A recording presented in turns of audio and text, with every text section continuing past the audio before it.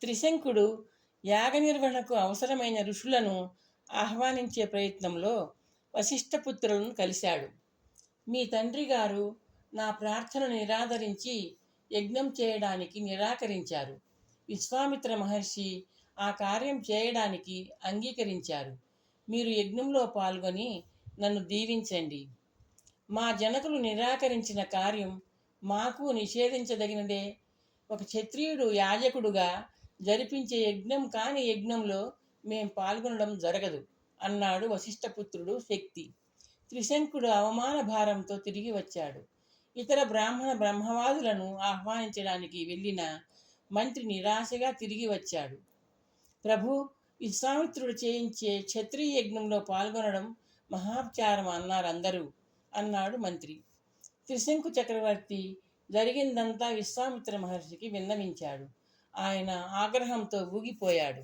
మహాతపసంపన్నుడైన ఈ విశ్వామిత్రుణ్ణి బ్రహ్మర్షిగా గుర్తించకపోవడం ఆ బ్రాహ్మణాదముల దౌర్భాగ్యం. సత్యవ్రత, ప్రమాణపూర్వకంగా చెప్తున్నాను, నేనొక్కడనే క్రతువును నిర్వర్తిస్తాను. నిన్ను సశరీరంగా స్వర్గానికి పంపుతాను. ఈ విశ్వామిత్రుడి అనుగ్రహం ఉన్నంతకాలం మానవులే కాదు, ఏ గ్రహము నిన్ను ఏమీ చేయలేదు. వెళ్ళు, యజ్ఞశాలను సిద్ధం చేయించు గంభీరంగా అన్నాడు విశ్వామిత్రుడు. తన నేతృత్వంలో జరిగే యజ్ఞంలో పాల్గొనడానికి నిరాకరించిన వాళ్ళందరినీ ఘోరంగా శపించిన విశ్వామిత్రుడు అనితర సాధ్యమైన రీతిలో త్రిశంకు చక్రవర్తి చేత మహాయజ్ఞం చేయించాడు.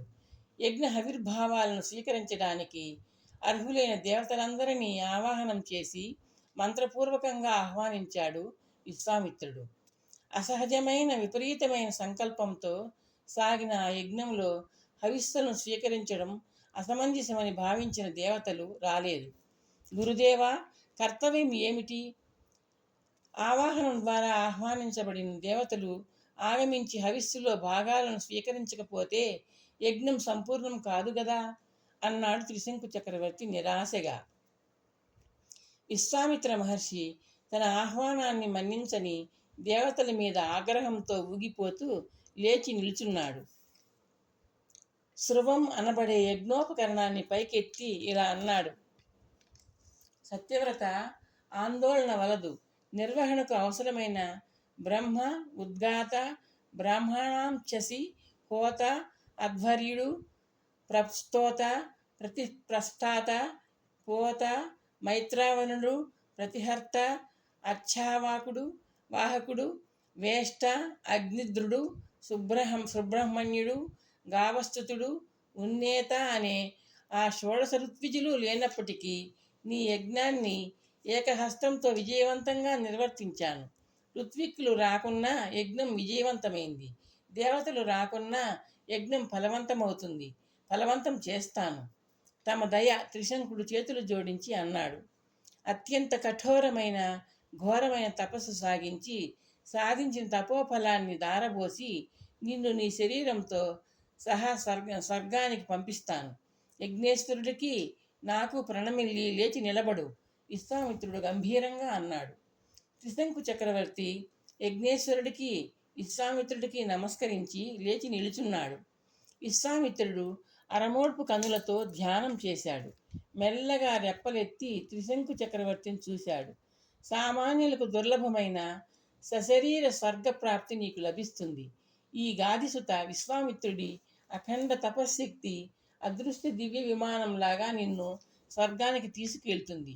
ఓం సశరీర స్వర్గధామన ప్రాప్తిరస్తు. వెళ్ళు సత్యవ్రత, స్వర్గానికి తరలి వెళ్ళు. విశ్వామిత్ర మహర్షి అనుశాసనం వెలువడిన మరుక్షణం త్రిశంకు చక్రవర్తి శరీరం గాలిలోకి లేచి వాయువేగాన్ని ధిక్కరిస్తూ ఖగోళంలోకి దూసుకుపోసాగింది.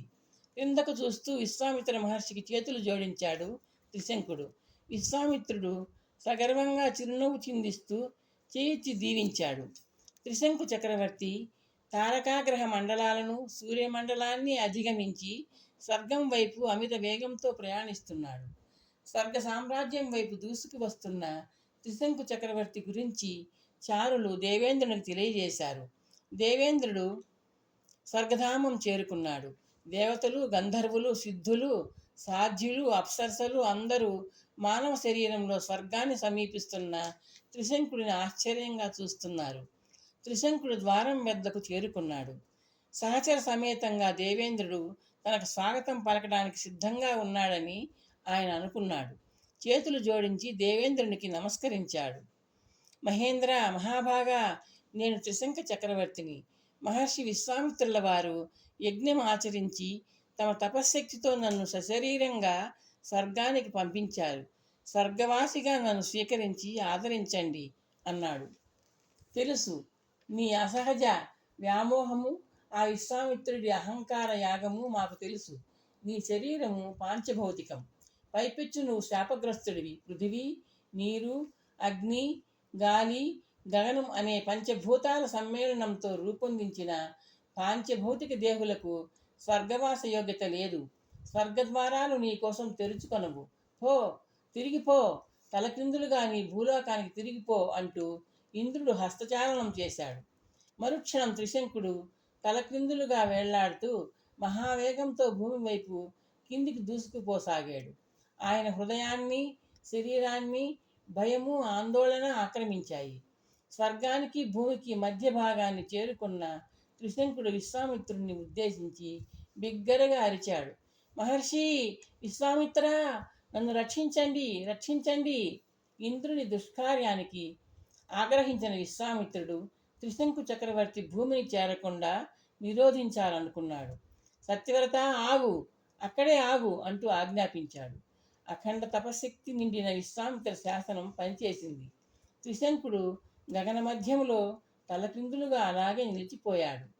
రాజా, నిన్ను సశరీరంగా స్వర్గానికి చేరుస్తానన్న ఈ విశ్వామిత్రుడి వాకు వృధా కాదు. దేవేంద్రుడి స్వర్గాన్ని ధిక్కరిస్తూ నీకోసం అక్కడే ఒక నూతన స్వర్గాన్ని సృష్టిస్తాను. అది నీ స్వర్గం, త్రిశంకు స్వర్గం. నీ స్వర్గానికి నాయకుడైన ఇంద్రుడు నువ్వే అన్నాడు విశ్వామిత్రుడు గంభీరంగా. నిర్వికల్పానంద కథనం ఆపి శిష్యులను సాభిప్రాయంగా కలయజూశాడు. వాగ్దానం చేసిన విధంగానే విశ్వామిత్ర మహర్షి త్రిశంకుడి కోసం భువికి దివికి మధ్య అప్పటికప్పుడు ద్వితీయ స్వర్గాన్ని సృష్టించాడు. సృష్టిని ప్రతిసృష్టి చేయగలిగిన తపస్సంపన్నుడు కదా ఆయన. అయితే ఆయన సృష్టించిన త్రిశంకు స్వర్గం అటు ఇటు కాకుండా పోయింది. అందుకే రెంటికి చెడిన వ్యక్తి త్రిశంకు స్వర్గంలో ఉన్నాడు అంటూ ఉంటారు. అర్థమైంది కదా. త్రిశంకు స్వర్గం ఏర్పడడానికి మూల కారణం త్రిశంకుడికి కేతుగ్రహం అనుకూలించకపోవడమేనని. బాగుంది గురువుగారు. రాహువు అశుభ వీక్షణ మూలంగా హరిశ్చంద్ర చక్రవర్తి, కేతువు అశుభ వీక్షణ కారణంగా ఆయన తండ్రి త్రిశంకు చక్రవర్తి కష్టాల పాలయ్యారు. విమలానందుడు చిరునవ్వుతో అన్నాడు. మీకు మళ్ళీ చెప్తున్నాను, వ్యక్తికి దాపురించిన కష్టాలను, నష్టాలను ఆధారం చేసుకుని తత్సంబంధమైన కారకశక్తి కలిగిన గ్రహవీక్షణ కారణం అయి ఉండవచ్చు అన్న గణన ప్రాతిపదికగా మనం కొందరి జీవితాలను, చరిత్రలను ఉదాహరణలుగా చెప్పుకున్నాం. అది శాస్త్రీయము, అశాస్త్రీయము కాదు, అసంబద్ధము కాదు.